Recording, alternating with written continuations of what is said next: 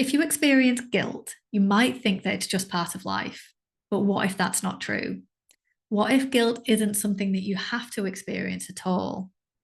As is very common, guilt comes up in all kinds of different situations. I speak to lots of parents who feel guilty about the amount of time they spend with their kids or how present they are when they're spending time with them, how distracted they might be by work or other things, and just around how well they think they're doing at the job of being a parent. Some people feel guilty for not giving 100% at work because of their family life or other commitments. And guilt can often come up in connection with any kind of loss we've experienced as well. So, the loss of a relationship or a death, the loss of a loved one, and in all kinds of other situations as well, things we've said or not said, things we've done or not done. It's part of most people's experience, but it doesn't have to be. There's this really strong idea, we can get the idea that guilt is inevitable. Think about the way that people talk about mum guilt, like it's just a condition that all mums have. That, as soon as you're a mum, you'll always be feeling guilty about something or other. And think about the way that people talk about guilt as something to carry, something that we live with, something that stays with us and we carry throughout our lives, that we live with forever. Like it's this permanent thing. There's a really strong idea that guilt is just inevitable, that it is part of life, but it isn't inevitable. The reality is that guilt is an emotion. And like all emotions, it's created in our mind by our thinking. We think a thought, and that creates the emotion of guilt. So, the number of hours you spend with your child, how much work you get done, anything you say or don't say, anything you've done or didn't do, no matter the situation, none of those things create guilt.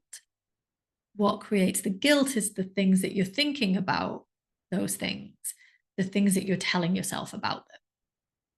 So it isn't, say, the hour that you spent with your child, it's telling yourself that that hour isn't enough, or that you weren't present enough in that hour, or that you didn't do a good enough job in that hour. And we can tell ourselves whatever we want. We can take control of our thinking and decide if we want to not to feel guilty.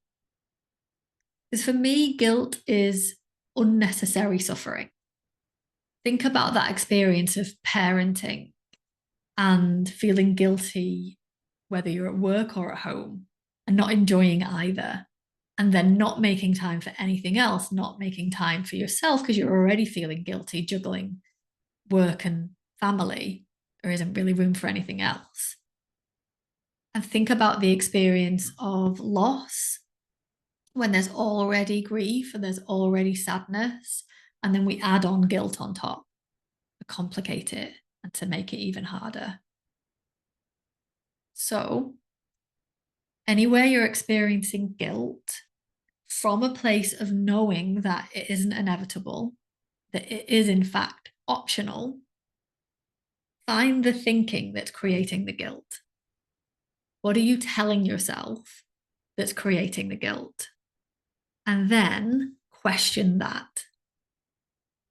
What evidence do you have to the contrary? What would you say to someone else in the same situation? Say a friend, a colleague, a loved one who was saying to you the things that you're saying to yourself. What would you tell them? And that's it for this one.